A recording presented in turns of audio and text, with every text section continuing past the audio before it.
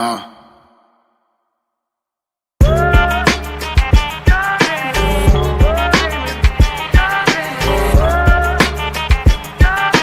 uh,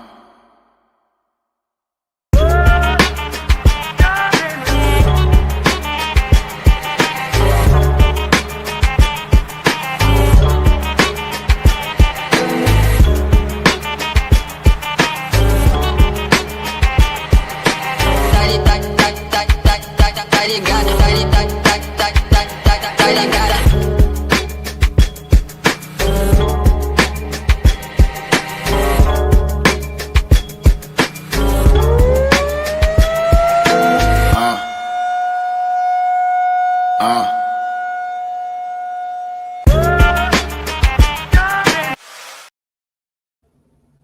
What's up, sports fans? You here live with the WTP Sports Dudes. I am FanDuel Zaya. We got to my right, we got the main man, Rob. How you doing this morning? I'm good, bro. I'm glad I could be on with you this morning. How you feeling? Man, I'm good, man. It's always good to see you. And nevertheless, we got the other guy down there post game. You know, he always throwing them slick words and that smooth vibe out to y'all guys. How you doing this morning, post? Appreciate it. Appreciate it. I'm good. It's good to be on with y'all again this morning. What up? Facts, facts. Hey, y'all know we back with what's happening college football week 3 series on this Saturday morning. We're gonna get into these questions. Before that, let's give a shout out to JoJo Mossberg of Level Up Sports 10, Parlay Poe. Stay tuned into those guys' show. Mossberg got a show later this evening as well. You guys should stay tuned in for that action as well. And nevertheless, T1, aka somebody else, man of many hats. Fellas, we're gonna go ahead and jump right into it, man. Listen, the first question I got on the docket this morning. I've seen that Wisconsin has been fined by the NCAA $25,000, and they've been placed on a 1-year probation for staffers. It was about 9 coaches that was making impermissible phone calls. What are your thoughts on this? And is this any indication that there will be a stiffer punishment for Michigan when that hammer comes down?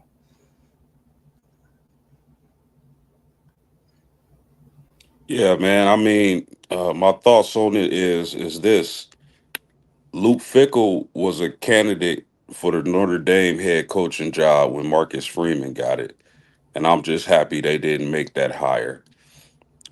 He got his hand caught in the cookie jar, man. This is a nice. I think it's a mid-level type punishment. It could have been worse, but I'm glad they were punished. And as far as Michigan, I do think this may be an indication for a stiffer punishment for the Michigan football program. So, I mean, $25,000 is not a lot of money, so I would expect for it to be more than that. Now, if they did 25,000 per coach who did the infraction, then maybe that might look a little bit better because it'll be up around uh, over $200,000.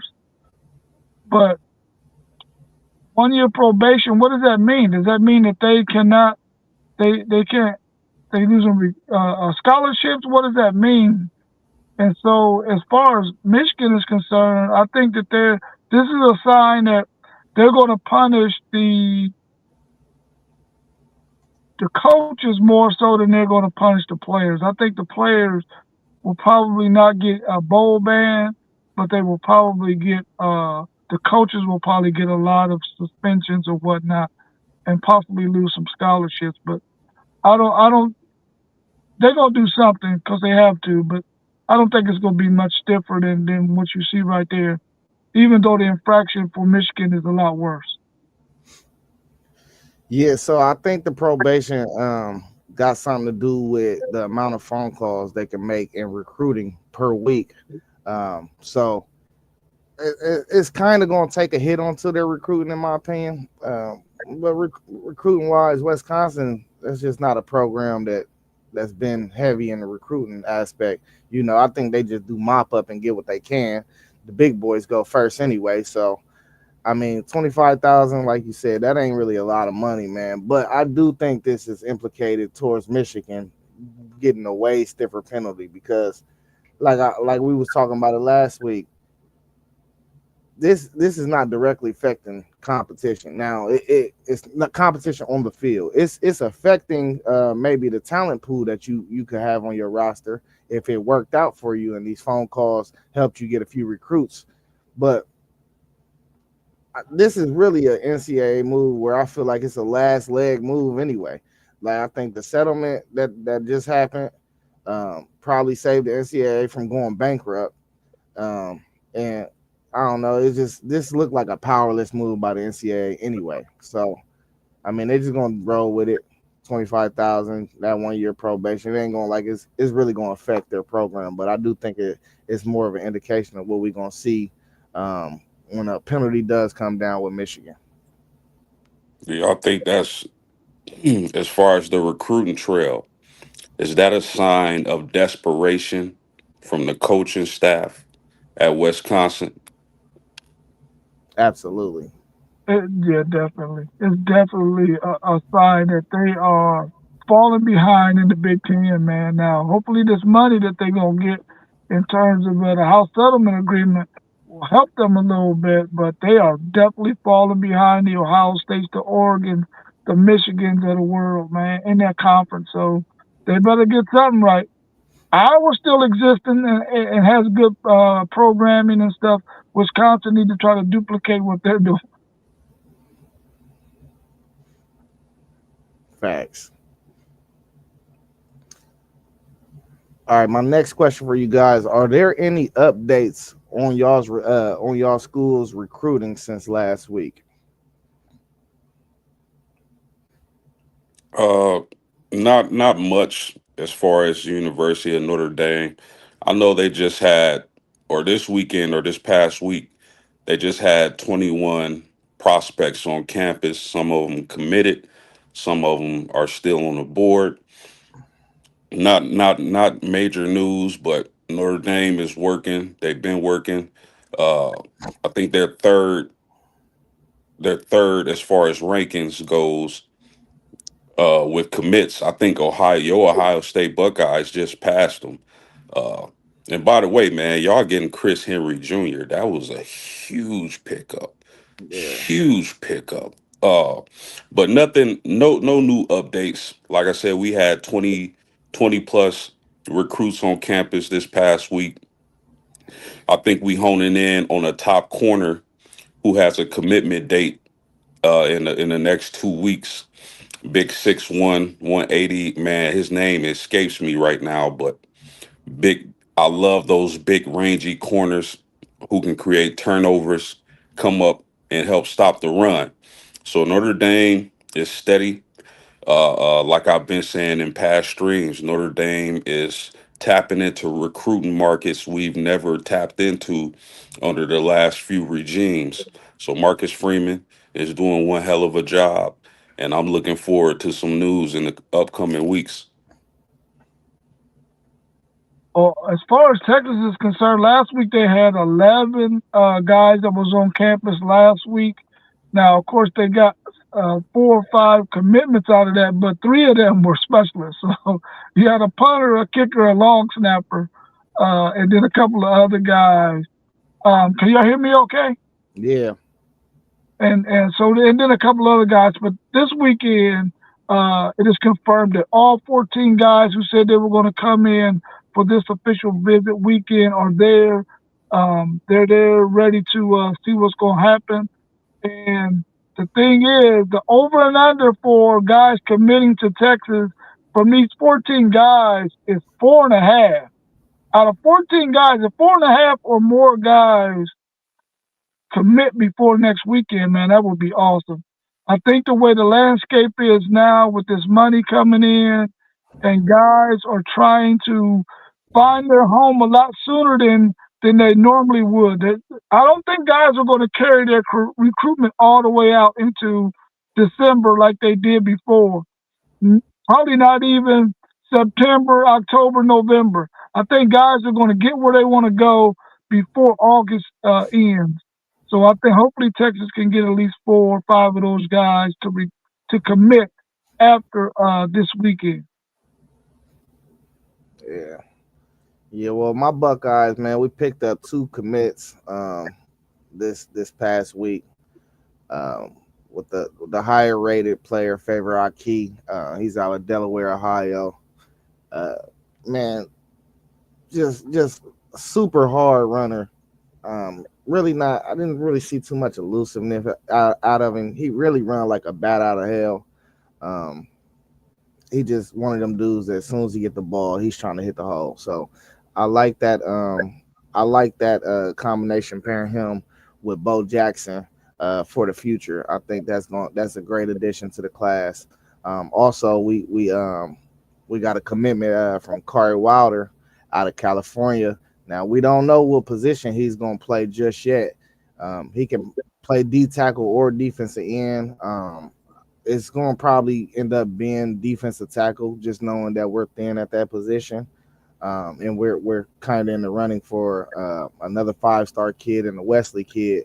If we can get Wesley and add him to that class, he might go ahead and go down to that 3 technique. Or I mean, 3 technique is DN, but it really don't matter. They just got to get him on campus and see what they want to do with him for real. Because they said he could play either. He's right in the middle of the weight where you could either get him up or leave him where he at. He about 250 already. So, I mean, we like our DNs to be somewhere between that 240 mark and 260 mark. So, we'll see what they do with him. But I think that kid is going to be amazing too. And he's an Ohio State type of kid. Like, you could tell he got a good head on his shoulder. He's worried about his development. And he got a high GPA. So, we know he's going to hit his books. So, I love that commitment.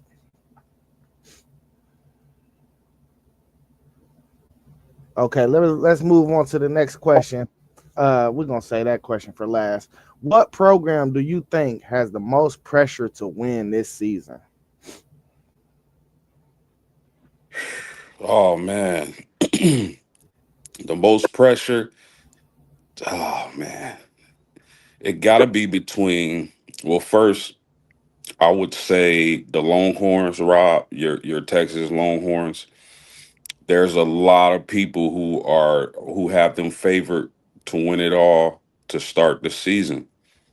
I think Texas has an immense amount of pressure on them in that program. Them having a young quarterback in Arch Manning, and so there's a lot of pressure on them to get the job done. Now, if you ask me what coach, um, what coach? Look at Pope. We dominated Notre Dame last season. Stole Blade. Yeah, yeah, we'll see. But if you ask me what coach has the most pressure, I would say Brian Kelly and LSU has a lot of pressure to win this season. Program, I would go with Texas, the Texas Longhorns, Rob. So that's that. Well, let me help you because I'm gonna second that as well. It got to be my Texas Longhorns, man. They gotta have the most pressure on them to win this season. They're getting a lot of hype. Arch Manning's getting a lot of hype. Their favorite in the minds of a lot of people to win the national title. Steve Sarkisian has been building this thing to where now everybody is like, you gotta win the championship or bust. So it gotta be my Texas Longhorns, followed by probably Penn State.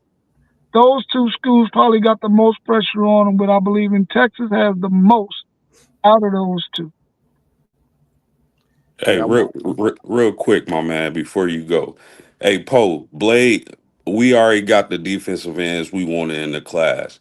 Blade was just coming to do mop up duty, so we happy to give Michigan a gift. There y'all go. And a lot of those players gonna transfer anyway because y'all finna be punished. Go ahead, my man. he said they about to get punished. They don't want that smoke post game. They don't want no parts of that smoke, huh? Man, listen, it's a lot of teams that's gonna have pressure to win this season. Uh, Y'all both said Texas, and I do think when you got considered universally the best roster, you always gonna have the main pressure. I'm gonna pivot a little bit though, um, and I'm gonna say Florida. I think Florida, man, you in a hotbed in a state with recruiting. Um, you got a young up and coming superstar quarterback. We seen the glimpses last year. Um, it's time to put it together now. And I know that schedule is rigorous, but ain't nobody dropping no excuses. You got to play what's in front of you, you know. So I'm gonna say Florida, and just an honorable mention. We definitely got to pivot back to Penn State because what have we been seeing the last few years? We've been seeing that these experienced teams with these experienced quarterbacks have been winning. It should be no different for your team. So we're gonna have to look at these head coaches and Billy Napier and James Franklin and be like, are y'all the problem? So it's gonna create a lot of pressure for both of these programs. Oh man, Penn State, that's a really good one. If Penn State underperforms, could you see the coach being in trouble this season? Absolutely, because just like just like they say he couldn't win the big game, right?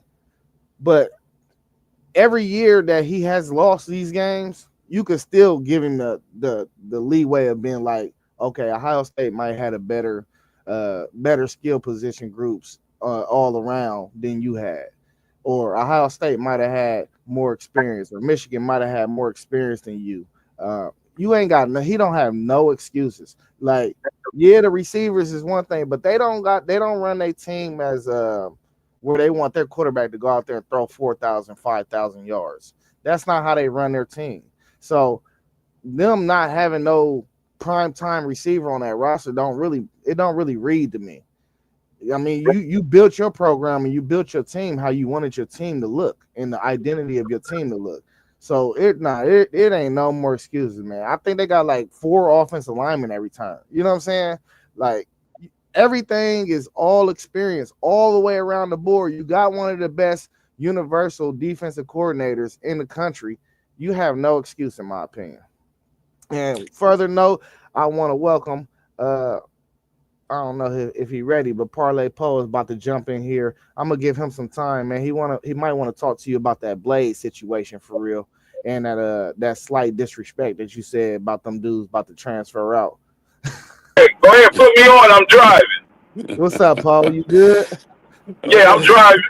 I'm driving. That's all. Yeah. Hey, you got any comments? Just to catch you up on speed, did you want to speak about the fine that Wisconsin got? They got $25,000 fine and 1 year probation during recruiting. And do you think that's going to affect the punishment that your Wolverines is going to receive whenever that comes about? Nah, ain't no punishment for us, man. We Michigan. You know what I mean? Ain't no punishment. So you don't think nothing's going to happen? Something gonna happen, but it ain't gonna happen with y'all think. So They can take scholarships and all that stuff, man. But I'm saying this stuff is getting bigger than that, man. This stuff is gonna be about money later on. That's why they trying to stop the money right now. Trying to put the cap on the money. Once your university got money and able to pay players, man, come on, man. People gonna go there even if y'all don't make the bowl championship series because they're gonna be getting paid. Hey, I'm glad you mentioned that, and that's why I don't think losing scholarships will hurt because you could pay your recruits that you go get more money, and Right. and it's the thing. I think it need to be stiffer fines so it can go into your salary cap. yeah, Yeah, that'd be good if they can do that, and then that will cut down a lot of uh them trying to pay all these players all that money. Because yeah, we but got two. Go ahead. no, I was just gonna say because they talking about caps on NIL, but is there any caps on the money these universities make out off the players' back? They ain't say nothing about it. They ain't say nothing about it because most of these colleges, their football team is the breadwinners. You know what I mean? Like their football team can pay for pay for all of their college stuff, like swimming and all the other extra stuff. You know, so they ain't never say that that they couldn't pay. Well, we gotta But understand though, it's two sides to NIL right now. Yeah, It's the cap that you got the 20.5 million, but it's also the college football commission and all the endorsement deals that the players can receive. So they can receive unlimited endorsements. It just has to be market value. That's my understanding of it. If it's not market value, then I guess the commission will say, okay, this is not a adequate deal. Then they'll have to notify the endorsee and tell them that they got to rework the contract of whatever they're saying. So even if they were to tell them like, all right, let's just say post game he getting recruited and the collective set him up with an endorsement with a company and they offer him 20,000, and the commission says, no, this is not market value deal. This deal should only be worth 15,000. That's where if that player is so serious about that extra 5,000. The actual program could just be like, excuse me, the actual program could just be like, all right, post game, we're gonna give you this 5,000, so you still get your 20,000, and that 5,000 will come out of the cap. yeah, and then it's gonna be like a rich company in that city is going to look. You know where you going. Look, a rich company in that city is going to be sponsoring dudes too. You know what I mean? Just like Riker or Jermaine Beans or something. They're gonna be sponsoring like these students from these athletes from Ohio State and give them that money too. That's how they gonna get recruits too. Yeah, one of our main sponsors is Mark Wahlberg. Yeah, see, yeah, Chevy, whatever. You know what I mean? Like He got the right cart. Lot. okay, I think he got the, Parlay Post said something really Hey, interesting. no. Yeah. Your mic is kind of covered up. Oh, it is. Yeah. I think Parlay Post said something that's very interesting, man, that we need to probably think about when it comes to Michigan's punishment. He said something very interesting because why would you punish the Michigan product, which is their players, and make their product go down when the NCAA needs Michigan to be relevant in order for their product to be good? I don't think they're going to punish Michigan player-wise. They'll probably find the coaches and do some stuff like that, but I don't see them doing anything that's going to affect their players because they need their product to be good. So knowing that the NCAA probably would have went bankrupt without this settlement, I think they got to start waxing and finding people as much as they can. yeah. Just to create some more space, because if not, eventually what's gonna happen is they just not gonna have enough money to keep up, and they're gonna get kicked out. Well, Parlay Poe, man, I don't think you were on the stream when we asked about this. What do you think is going to happen to your team, if anything? What you mean, far as what? As far as the punishment. But I don't know what the NCAA have in store. But I'm saying, far as them, like if they taking whatever they gonna do, they not gonna like no said. It's gonna be good for Michigan to be good. That's good for the NCAA. You know what I mean? With teams, that's why Texas Tech and all these other teams, they trying to hype them up, because if your university have money, it's good for you to be good. So I know they're gonna do something to us. I ain't naive. Say they ain't gonna do nothing, but it ain't gonna be all like that. They probably hit us with a bunch of money. You know what I mean? A fine like that, but I don't think they're gonna do something rigorous like give us the death penalty or something like that, like SMU did. So you But don't this see about you don't see so you think if y'all were to go undefeated this season, you don't see any postseason bans or anything like that? it ain't good for the NCAA for us to get the college football playoff for us to be get post city banned. Probably them other don't come over here. I I mean, agree with that. a 1 year ban is not really bad when y'all not projected to be a top 3 or 4 Big Ten team. If y'all take a ban, y'all should take it this year because you got Bryce Underwood. Him coming back next year, we will think that he will be a much better player next year than he will be this year. So I think this is the perfect year for a ban. If y'all do take a ban, if y'all do, or if y'all are given a ban. Yeah, you know I'm saying why everything fresh and Sharon Moore really fresh, but you know what I mean. Like if they try to come with this ban, I don't understand why. If they're gonna do something so crazy, why these 5-star recruits and everything still want to be there? You know what I mean? It's about. I told you it's gonna be about this money thing. You know what I mean? We still in the running for some good 5-star guys. The what's your name back? The 5-star back. What's his name? Savon Hitter.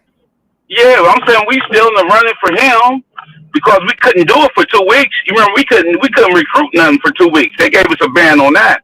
We couldn't do nothing, but we gaining speed on all the other recruits. That's why we got Blade and the one dude Velagio or something.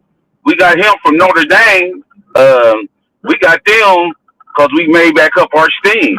You know what I mean? Like so. I don't I think don't, recruits will necessarily be because if I'm recruiting, I will tell the guys, yeah, we know something might be coming down the pipeline, but it won't affect your class. It'll affect the guys that's here now. yeah, yeah, and then you got to think too, man. Like if they recruiting and everything, like they talking about Neil money before they even talk about are they gonna play. These young dudes is different, man. No facts. When I'm gonna get Neil, they don't talk about they gonna play. You know what I mean? Am I gonna play? No. How much money I'm gonna make first? You know what I mean? This stuff go to the highest bidder, man. Right. Hey, before we get to these week 3 matchups, though, Paul, I want to ask you this last question we left off on. What program do you think got the most pressure to win this season? I see. You know what? I heard y'all too, and I agree with all y'all. But my biggest thing is it have to be Franklin, man. Have to be Penn State. Have because they already had the knock. Like they had the knock that they can't win the big game. You know what I mean? They already had that knock on there. So Franklin coming back with with his all-world quarterback, and they got a couple good recruits and people staying. So it have to be Penn State. Have to be. For sure. So let's go ahead and tap into some of these week 3 matchups. First game I got on the docket. We got Clemson at Georgia Tech. Who do y'all think wins? Sorry. Yeah. Y'all sorry. Yeah.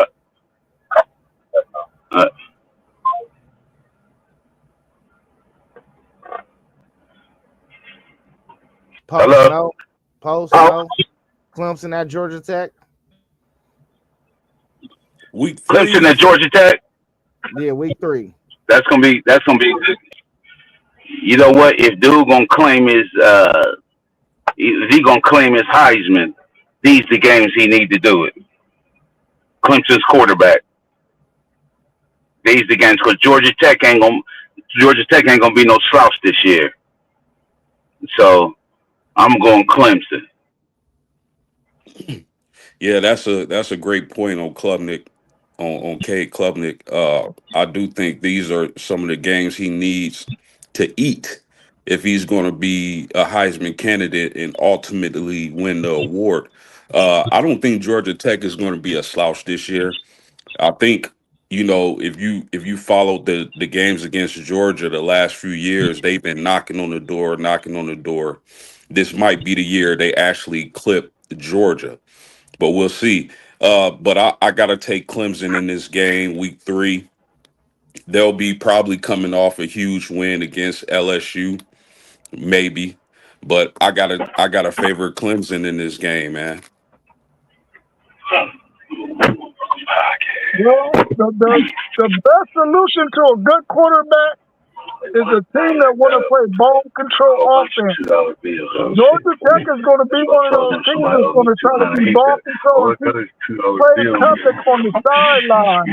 If they can keep play Klubnik on the sideline, they'll be able to make some noise in this game. I think Georgia Tech is going to give Clemson fits, especially if Clemson has not fixed that run defense that they had last year. Georgia Tech is one of those teams that we're going to, every time we get the ball, our mindset is we got to have a 5-minute drive or longer. Keep Cade Klubnik on the sideline. Don't allow him to come out here and put no points on the board. I think Georgia Tech is a good remedy for what Clemson needs to do. And I think they're going to be one of those teams that's going to give Clemson a lot of trouble in this game. I'm going to pick Clemson to win it because I need them to be good, because it makes Texas look better, even though they don't play this year. I need Georgia Tech to control that ball in this game, and I think they will, and make it a really, really close contest that Clemson will pull out in the end. Yeah, so I'm gonna pick Clemson in a close one too. I think they're gonna need this win more. I just don't really know who's gonna win this LSU Clemson game. Now, if Clemson beat LSU, I could see a little bit of letdown in this game, but I think they will ultimately win that game. And I think this is a must win because I think they got a brutal schedule. Like, they got a brutal 4-week schedule. I think it's SMU, Duke, then they play Florida State, then they play Louisville, all in the same 4-week span. So as an ACC vantage point and just looking outside in, that 4-week schedule is no slouch for like a ACC for ACC slate. Well, I mean, we know the conference was down a bit last year, but them are 4 year better programs in your conference. So to have them 4 schools in a row, I think this is a must win. Because anything can happen in them 4 weeks later on in the season, so they have to win this game, in my opinion. Poe, you with us? I hear you. Oh, yeah, I muted you for a second. It was going crazy in your background. My bad. Yeah. What you think about this Clemson? Oh, you already spoke about this, didn't you? Yeah. Yeah. All right, so we got Kansas State at Arizona next on the docket. How y'all feel about this game? What y'all think is going to go down? One of them big Kansas State and who? Arizona, one of these Big 12 matchups. A lot of these teams is jam-packed. They think this conference is going to be real competitive this year. How you feel about this game? Man, I'm gonna go Arizona. I'm gonna go Zona on this, man, because I read something on them. Go Blue, dude at the bus stop with the Michigan hat. Yeah, I'm going with Arizona, man. I heard some good things coming out of their recruiting, dude, on 3. So I ain't really investigate them, but I'm gonna go with Arizona because they said they got something in the portal, and then they got something coming back. So I'm gonna go with Zona. Yeah, with this being at Arizona, is setting up for a victory. But I just I love these two quarterbacks. I think I got a tilt in Avery Johnson's favor a little bit. So I'm going to say K State goes on the road and wins by a field goal. I like Kansas State in this game slightly. Yeah, I'm going Kansas State as well. I think that whenever you have a quarterback like Avery Johnson who can make some plays with his legs and also they can design plays where he can get the ball out of his hand quickly to some wide receivers with the RPO game, I think they can make some noise. They're going to be gritty. They're going to be strong. They're not going to be a team that's not going to play hard. I'm going to take Kansas State in this one by at least 10. I'm not sold on Arizona. On Arizona, they were really good 2 years ago, but they kind of fallen off here, and they lost their defensive back coach, um, who decided to come back to Texas. So I think that this Arizona team is going to be a work in progress this season, and they're going to probably be in the bottom third of the Big 12. Think about Avery. When he get touched, he gets shot, man. Yeah, I mean they got Dylan and Avery, man. I think that's gonna be one of the most dynamic backfields in the country field with the RPO. Uh, I think Kansas State gonna pop them. Honestly, I'm just not. Post game, you said you like Noah Fafita. I'm not a fan, bro. I'm just not a fan. So I'm gonna take K State. Easy, 2 touchdowns, 17 points. Circle this game on our podcast when we come back to it. All right, you why? We're Because gonna you have to only keep. want to pick Arizona. We're gonna have to keep. We're gonna have to when we make our daily picks, uh, like weekly picks when the season starts. We got to keep track of our record. Hey, Paul, I'm already on it. Every Saturday Yeah, morning when we get on here yeah, and do our WTP College yeah, Football Live game day, I'm gonna keep note of everything, and I'm gonna create the record at the end of the season and see who wins yeah. We got to keep track of that. for Yeah, sure. that's an excellent idea, man. We gotta maybe we create a little wager or something for who has the most wins at the end of the season. That's awesome. Well, Yeah, no, which was gonna be me. we might have to go win percentage though, because not everybody joins every time. You know what I'm saying? So we might have to just go Yeah, percentage. yeah. And you're gonna have to say a certain amount of games, like you said, percentage, same thing. Yeah. Yeah. Next Well, we matchup know who's going to come in last. we do.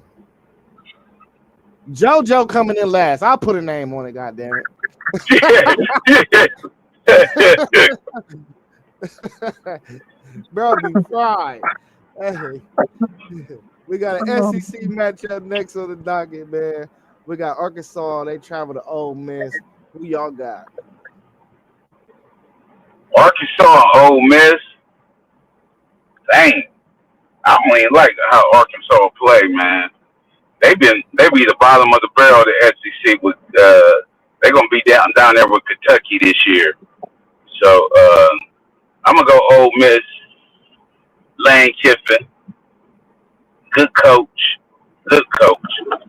So I'm gonna go Ole Miss.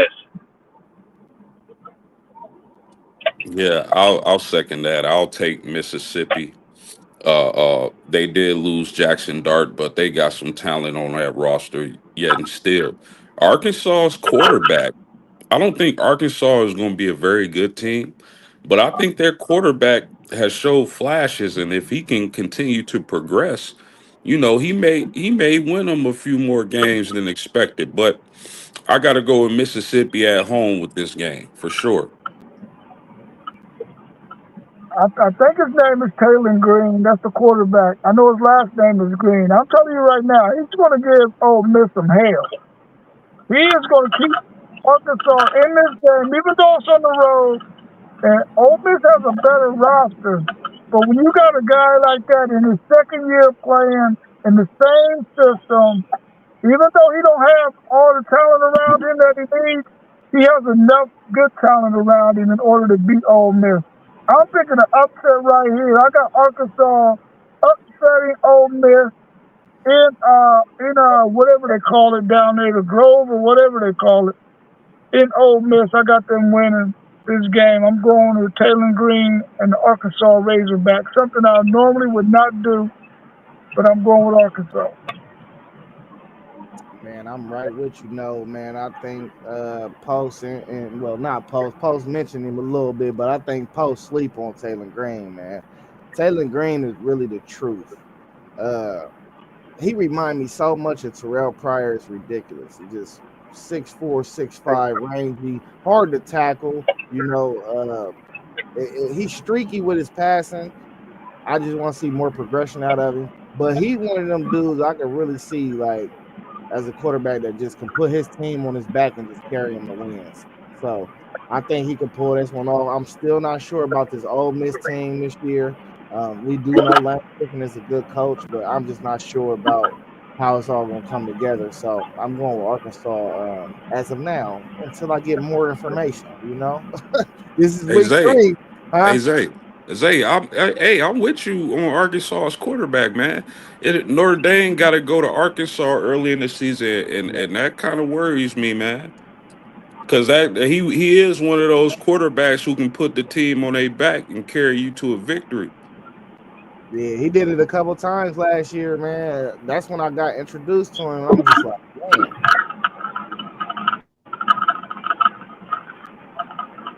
What's your name was like that? Who? Your boy Sellers. Sellers was like that. We trying to put that team on his back, and then they had the big running back, whatever. But I don't think Arkansas got enough, man. Him alone ain't gonna be enough. He ain't Mike Vick, so he good, but he ain't Mike Vick, so he can't put everything on his back. Yeah, but this is the thing though, Poe, about him. He's a guy that can go out there and rush for 125 yards and throw for 200. We seen it. He did it a few times last year. You know, when you got that dynamicness as a quarterback, man, it opened up a lot more stuff. He's freaky though. He's freaky.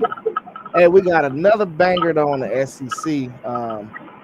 This is definitely, I feel like, probably top 3 games of the week 3.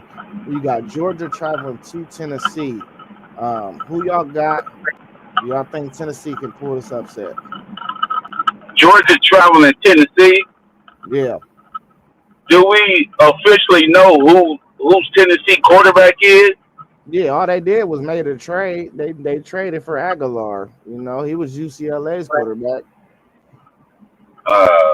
Man, Georgia about to beat the mess out of them, man. I'm gonna say it here first. It's gonna be a blowout. It's gonna be a blowout.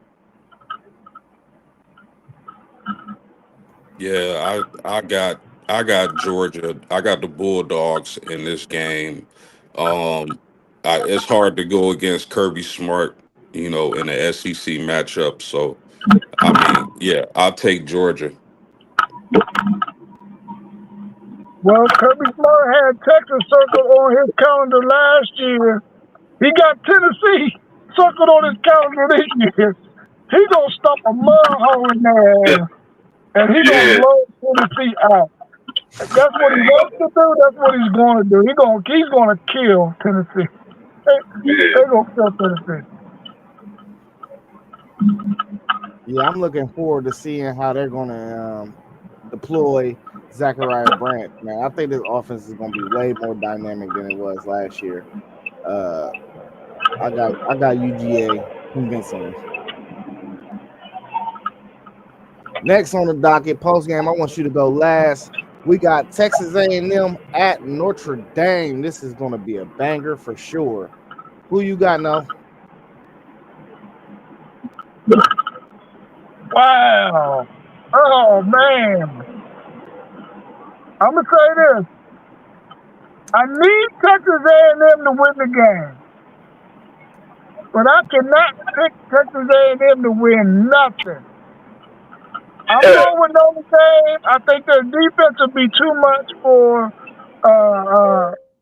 Reed and the company. And I'm not sold on Mike Elko yet. I'm not quite sold on him. I'm going to pick Notre Dame in this game. Hopefully they can pull out a close one, but it's going to be a really, really good football game. It's probably going to be the best game of the day in terms of what's going on in college football on that day. I'm going to go with Notre Dame in this one because I think they have a good enough defense to control Reed and pull out the victory.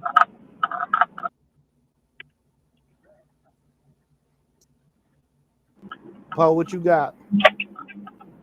Yeah, I'm gonna go. I'm gonna go Notre Dame on this. It's gonna be a banger though. Uh, it's like you said, it's gonna be a banger. Hard fought, but I'm gonna say Notre Dame with that defense. Don't come out there. So I like the receiver that Texas A&M picked up from NC State, the Concepcion kid. Nice slot. So man, Marcel Reed, he got to take the next step though. Like when we first seen him last year, me and Rob was talking. Like I was like, man, they put him in, he was balling, then they sat him down, and it's kind of like he lost steam. So hopefully by week 3 he rolling, and we can see the best of both teams. But I like Notre Dame, man. I think this is a well-rounded team. I just don't see Texas A&M going in there and getting this win. I think it's going to be a hell of a game, though.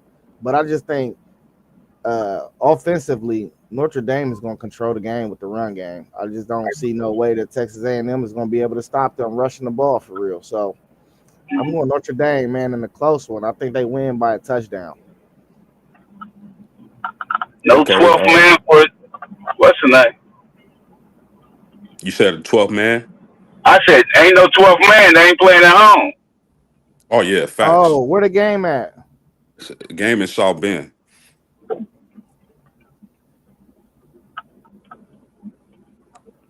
If it was in Texas A&M, I would have changed my pick. Yeah. So, fellas, Notre Dame will be coming off an early bye when we play Texas A&M. We'll travel to Miami week 1, have a bye, then Texas A&M got to come see the Golden Dome. Listen, I know Texas A&M has an athletic quarterback, but I'm going to tell you guys right now, that Notre Dame defense is fast and athletic and long. I've never, like, my years watching Notre Dame, this defense has the potential to really to really be great. Like they can tackle, they're fast, athletic. I got Notre Dame, and I don't think it's gonna be close. And I'm not just saying that because I rock with the Irish. I think coming off a bye, them coming to South Bend, I think Notre Dame is probably going to crush Texas A&M. They'll run the ball. Jeremiah Love will probably have a Heisman moment in this game. I love the Irish and the tune of like, I don't know, 34-10. Aaron 78, thank you for being in here. We're gonna tap into your comments in a second. Man, listen, Notre Dame, that defense, we're gonna see. Because I still think that you saying y'all gonna be 1-0. Now, what if y'all do lose that first game? If we do lose that first game, it'll be even worse for Texas A&M. Because y'all gonna be in a must-win situation. Absolutely. So, absolutely, yeah. Have you been hearing anything about CJ Carr? When they lose to Notre Dame. CJ Carr was a can't miss prospect. I was so damn shocked that he didn't commit to Michigan. But then again, how they did Lloyd Carr, they probably soured away from Michigan. Poe. But I'm happy CJ Carr can make all the throws. He's an elite talent. But This job is nowhere near over with. Okay, the starting job has not been announced. Kenny Minchie is a dual threat quarterback, and he can really play. Matter of fact, we stole him from Pittsburgh at the last second of the recruiting cycle that year. So do not. I'm telling you now. The national media keeps saying CJ Carr, CJ Carr. This is not a done deal. Kenny Minchie could very well win this job, but I'm excited for both quarterbacks, and whoever gets the nod, that's what I'm rocking with. No question. You got a question, Paul? Go ahead. No, I said no question. Yeah. Here on 78 said OSU fans out of excuses 2023 days. 2023 days. Then he said OSU fans said weather, then flu, refs, Lux, and finally signs. Might as well use iceberg, sank Titanic excuse, and Dingo ate the baby. Still soft program. Hey, Oh, man, he tried to throw haymakers, my guy. I mean, he mad because they was cheating. That's all. He mad because they was. What'd you say? No. He must be a Michigan fan. Absolutely, he a Michigan fan. That's the same dude that Parlay Poe just waved down with the Michigan hat in traffic. What? What did he say? What did he say? What did he say? How could he say? He just waved me down. Hey, threw a note in his car and said, "Get on the street and talk shit." You know what I mean?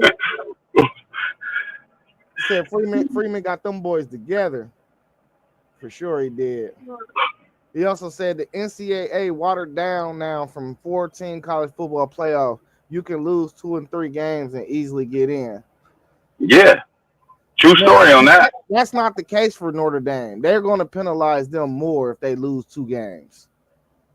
Yeah, I actually agree with you on that. Notre Dame can't lose more than 1 game.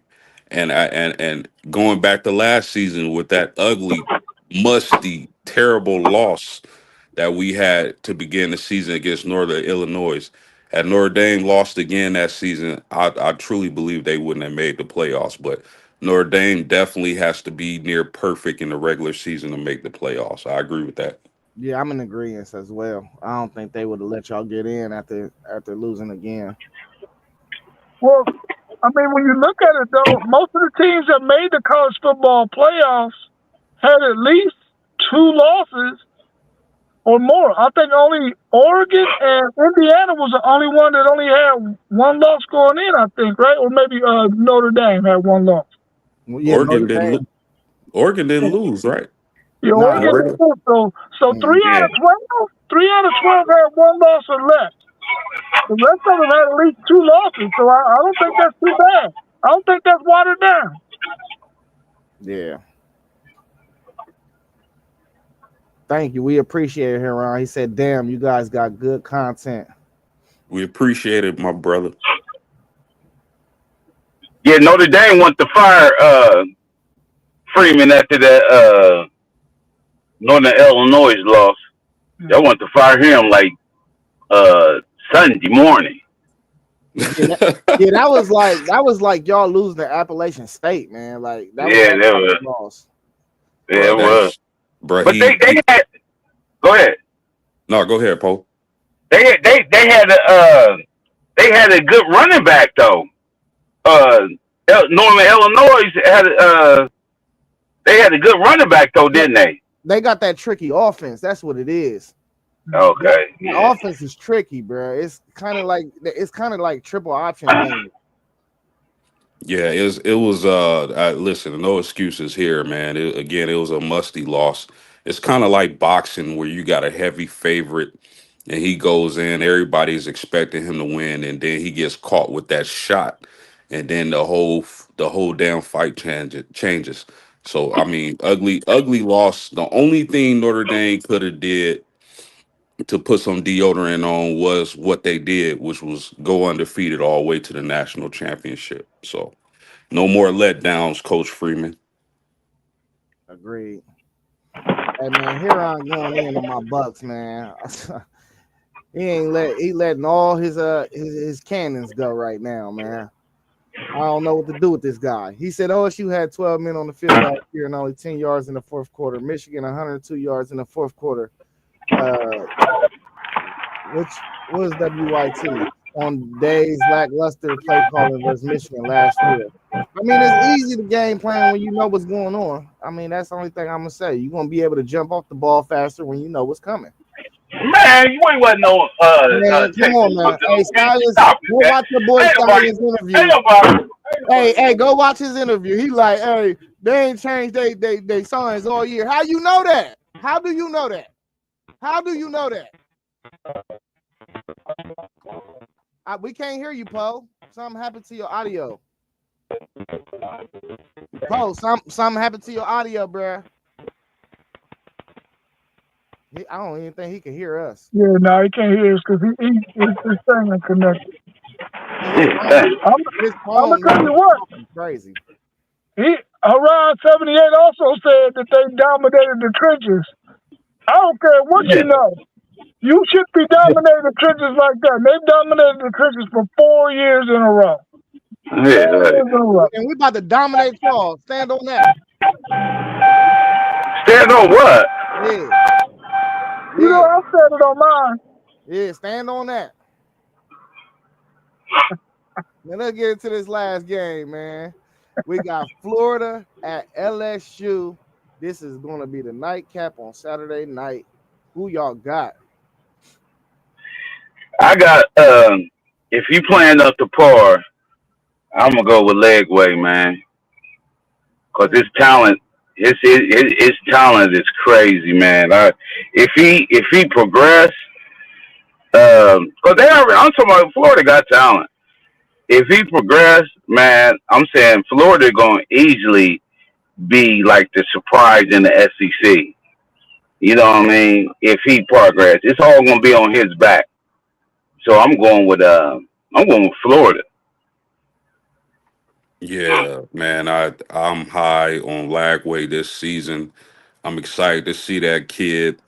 He had a picture with the Indianapolis Colts could be starter Anthony Richardson, where he looked bigger. Anthony Richardson is 6'3", 244. Lagway looked bigger than Anthony Richardson. But Yeah. I mean LSU is probably right now it looks like they'll probably lose to Clemson. They'll probably be in a must-win situation against LSU. They're at home. Oh my goodness. It really depends on to me, it depends on if they win or lose against Clemson. Because if they lose against Clemson, I think they'll be more desperate for a bigger win. So I'm going to give the ever so slight advantage to Florida. I think Florida is going to win this game. They'll have a hard time stopping Lagway. See, the thing that makes me nervous about Florida, man, is that we keep saying Lagway. They don't got no proven receivers on this roster. None. So who we gonna throw the ball to? We gotta see who gonna come out and either boom or bust. I mean, we gotta find a boomer. They need a boomer on that outside though. Somebody that he's gonna be able to rely on, man, because he ain't gonna be able to just do it by himself. Now he is all world dynamic. Don't get it twisted. But I mean, we gotta see. Like, it's early in the season. I think that rapport needs to build, and when them lights is on, you got to know who your guy is, and we're gonna see if he got his guy or not. Definitely in this game, but that's my biggest concern, and right now, that's why I'm gonna have to lean towards LSU, just because Garrett, he still got the Anderson kid that almost touched 1,000 yards last year, so we know he got a guy that he's probably gonna be able to depend on from the jump.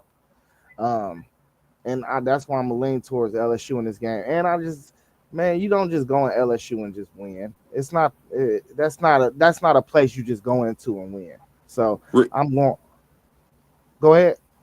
Real quick, Rob, before you cook, Zay, I want to ask you how good do you think Lagway is? Like, do you think he's is he top 3, top 10 in your opinion? So I mean, he's still 1 year removed from the NFL draft.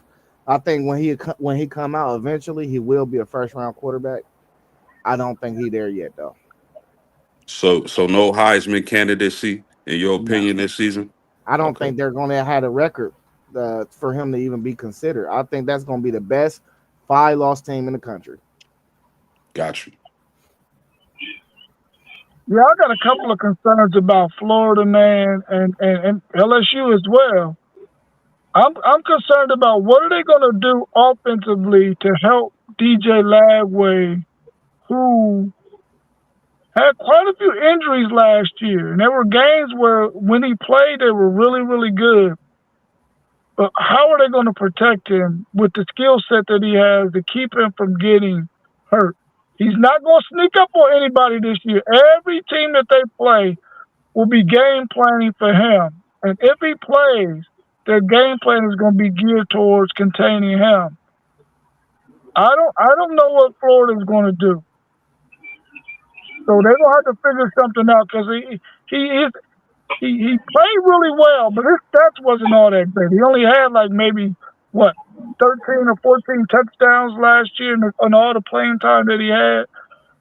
The verdict is still out on Lagway for me. I know he has a skill set that is really, really good, but when is it going to transfer and you see him really lighten it up? I don't think he's ready yet. I think he's still got a ways to go. Next year he'll be a lot better. I'm thinking LSU at night in this game to win it. Yeah, I got even more of a prediction on Lagway. I think he's not even going to be on that Florida team after this year. I think he gone. I think Billy Napier going to get fired. Who?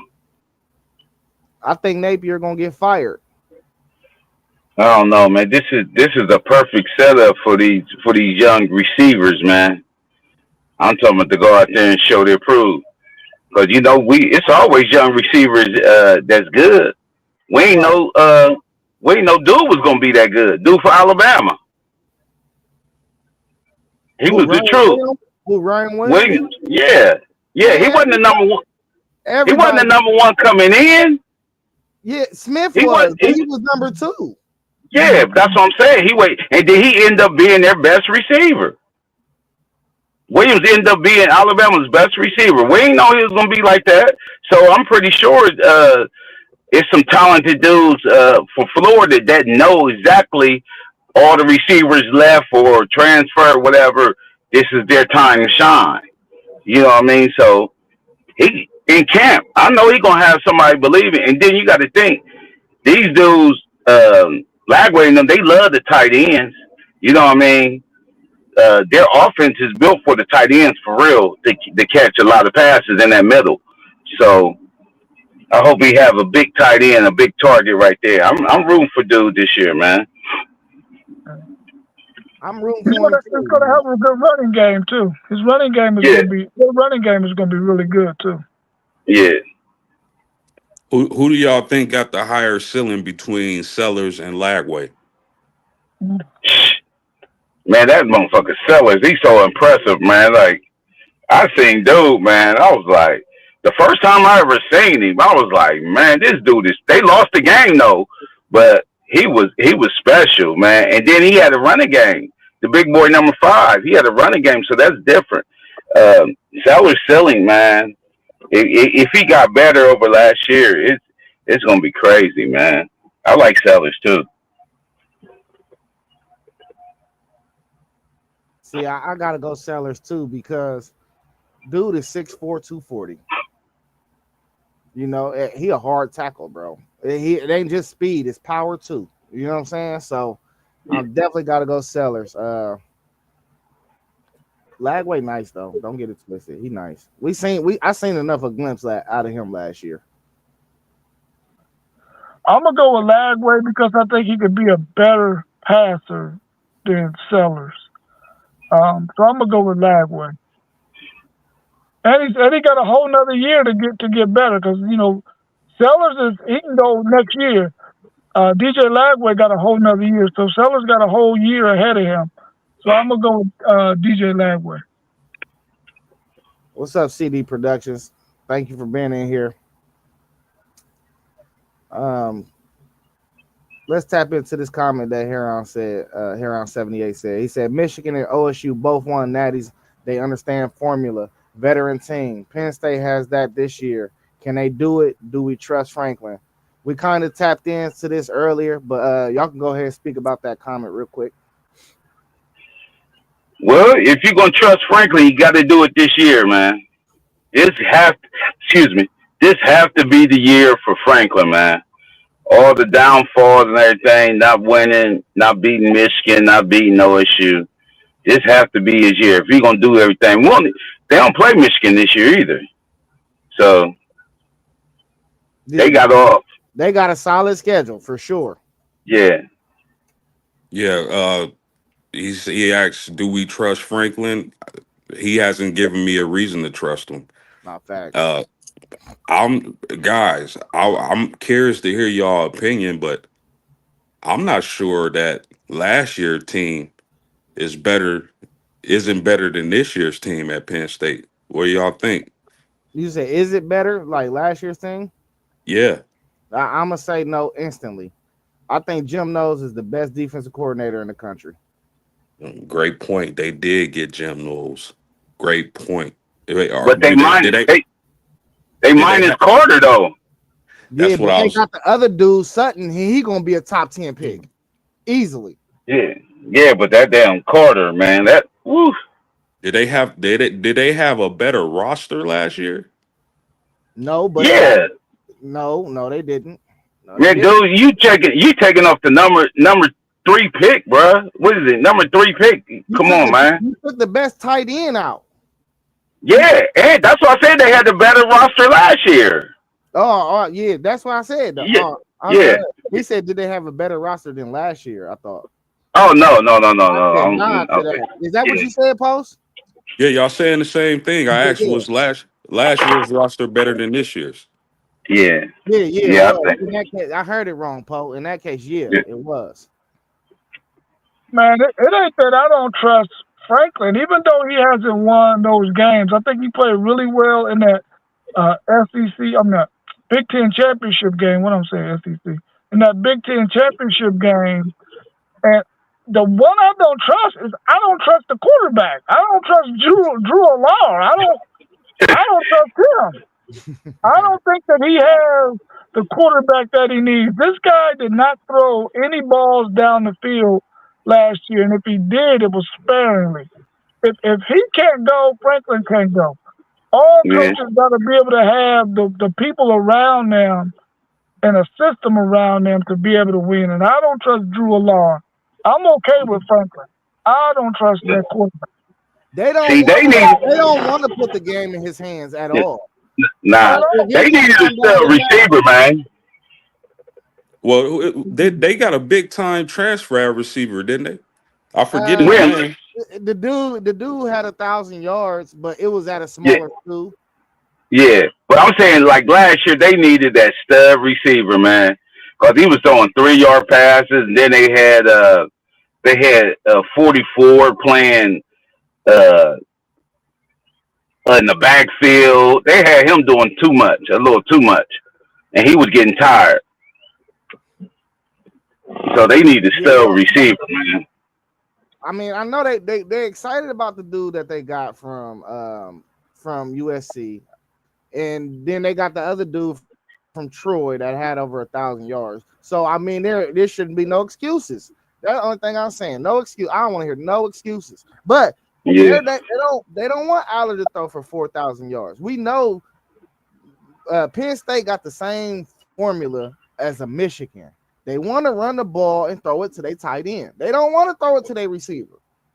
Yeah, that's crazy. But now we got a different OC. We got a different OC. This dude like to throw to the wide receivers and run the ball. Chip Lindsey. And for the record, Jim Knowles is not the best defensive coordinator in the country. He one of them. For the record. He one of them. Yeah, he's one of them. He one of them. I'm going to give him top 5 easily. I can give him that. Hey, I don't know y'all remember, though. Like, he had Oklahoma State defense the best in the country. We gotta put some respect on his name. You know what I mean? As soon How as y'all he left- losing then? What you mean? Why we losing? He was I said- mad. He was mad because Ryan Day was holding everybody accountable. He was mad. Accountable for what? 'Cause Y'all won the Natty. Yeah, but this all stemmed from in the middle of the season, and he was mad because we ain't re-up his contract on his time frame. Yeah. So you went to the enemy, right? Yeah, that's what them suckers do. Our running back coach did the same thing. He over there with y'all, these clowns. Yeah. I'm tired of messing with these clowns, man. I don't like clowns. Yeah, he had us running the ball too on y'all too. Yeah, we're gonna see what happens, man. Just have my money. Hey, Yeah. Penn He State, had us running the ball on your bumps. man. Stop playing, bro. We about to listen. We about to pump on y'all. Hey, Penn State play Oregon, Indiana, and Ohio State. Them are their 3 toughest games, bro. That's all they got on the schedule. I think they play. I don't think they play Illinois either. So yeah, them are the 3 toughest games. I'm gonna watch that Michigan State game too. I don't think that game is gonna be easy. They go to Michigan State later on in the year, so I don't think that game is gonna be easy either.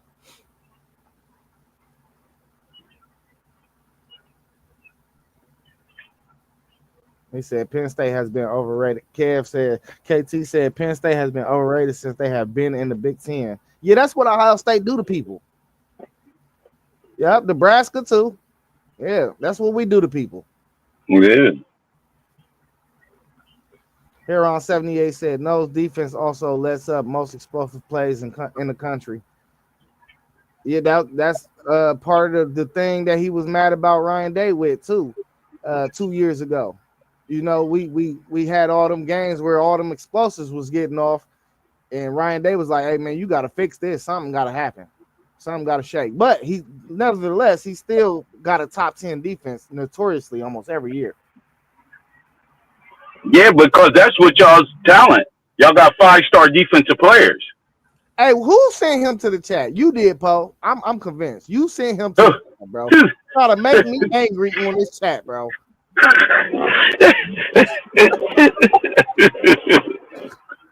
they're doing a good ass job of it too. You making me hot, bro. Yeah, my phone about to die, man. Yeah, I mean that's all I had though. If y'all got anything else y'all want to talk, any more comments? It's 2-2 NBA. Who y'all got? Whew. Man, that was a hell of a game last night. It was. Yeah. Hold up, they played last night? Yeah. Yeah. Who won? OKC. Thunder. Oh, so it's 2-2. Yeah. 2-2. Oh man, I'm slipping. I'm thinking they played together. Oh man, you slept like Snow White. For sure. Man. Yeah, I still got the Pacers, man. I think the Pacers. I got OKC, man. That look in their eyes, that last 5 minutes, that look in OKC's eyes was different. They got on Shea's back. He scored 15 in the 4th by himself. You know what I mean? Like, Yeah, listen, just the fact that I think Shea is the best player in this series, I gotta give the slight lean to OKC. I picked OKC at the beginning of the series, but Indiana is impressive, man, and Halliburton. The way Halliburton affected the game without scoring and just being a true point guard, that's a beautiful thing to see. But I'm gonna give the edge to OKC. It looked like it might go 7, fellas.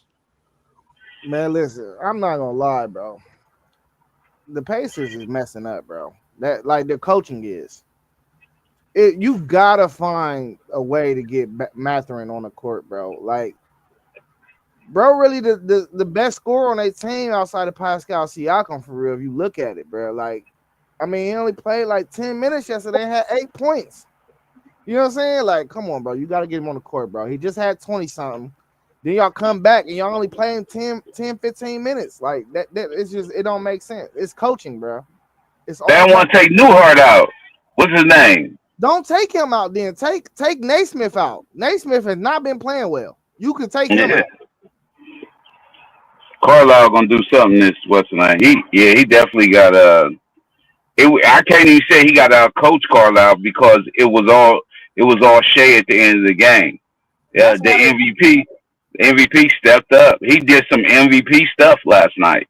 they need to double him the whole time. Yeah, Make somebody. but Cause what I notice is, bro, them other dudes really don't want the ball when stuff get tight, bro. They don't want they go seek him out. They running towards him. You know what I mean?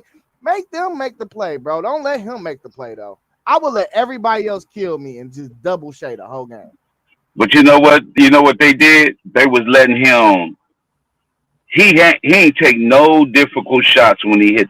He was hitting all middies, foul line, elbow. He hit all his shots, and they wasn't even pushing him out. You got to push him out to that three, man. You got to push him out to that three. They let him get to a spot and he raised up on little dude. He raised up. He got to the spot and just raised up like boom. He was hitting he was hitting all his shots, man. At the end of the game, he was hitting all his shots, but he wasn't doing nothing at the beginning until that last fourth quarter. He just exploded. Yeah, what OKC did last night was in the last quarter, you could see they would spread the floor, put the ball in the Shea's hand, and said, "Take us to the promised land." You got all those players. They hitting the corners. They on top of the key, and they just giving Shea the ball, and they just like, man, take us there. It was Yeah, really simple. Just put the ball in your best player's hand, get out the way, and let him operate. So that's man, it's exactly going. what they did. Hey, Exactly what. I know Shea the MVP. I know we giving him a lot of love, man. But really, if OKC win this series, bro, I gotta tip my hat to Caruso. Every game they won so far, both of these games that they won so far, Caruso appeared to be the difference maker for me. Yesterday, what's the name was the difference maker though? For real, the number 8, he had like 31 or something. Ooh, Jalen, we know Jalen gonna score though, but Caruso Yeah, all the little shit, all the yeah, little he do the stuff that T.J. McConnell do for Indiana. Yeah, and I'm still mad the Lakers let him get away because man. I love his game. I love Caruso, man. I think he's one of those pieces you need if you want to win. Yeah, Yeah, and Jeannie was tripping, man. She should have paid him, man. who's that? What you say? Caruso, yeah, she should have paid him. But who was y'all going? Who was y'all going not have though? Man, If y'all paid him, people take discounts to be in LA, bro. sometimes You make the money sometimes in LA. it depends on who you playing with. Whatever. They ain't gonna take no discount if y'all don't got no chance to win. Why would I give y'all a hometown discount? Y'all don't got a chance to win. I need my bread. We drafted him. It's called loyalty. Oh man, stop it. Stop. These owners don't got no loyalty to you. You think you stand, next thing you know, you in the 3-man trade. They told Connect, oh yeah, you gonna be good. Next thing you know, they try to trade him for the big dude from Charlotte. That went down. So he got mad at that. Y'all ain't even play the dude. And he could shoot. Dalton Connect. Yeah, man. How do you even like go back to the locker room? After you've been traded, then the Yeah. trade get rescinded, and then now I'm supposed to act like nothing happened. That's crazy. This cat was in Charlotte. He was in Charlotte. Thomas ain't passed his physical in L.A. They said, bro, you got to go back to L.A. Nigga like, man, come on, man. You know what I mean? Like, come on, man. You go in the locker room, dapping up people, man. The star on the team, LeBron, what he saying to you? It's a business, man. It's a business. That's all he can say. It's a business. Bro, this dude, Heron 78 is going in. What he said? Man, I listen. All right, he got it, bro.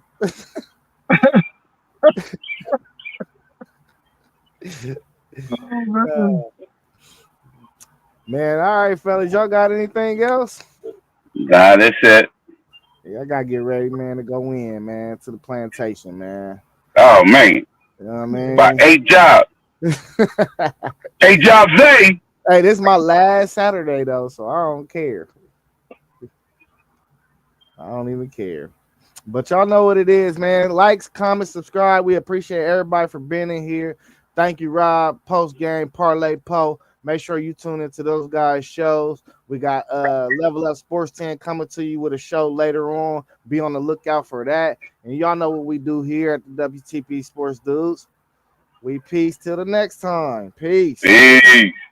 I got it.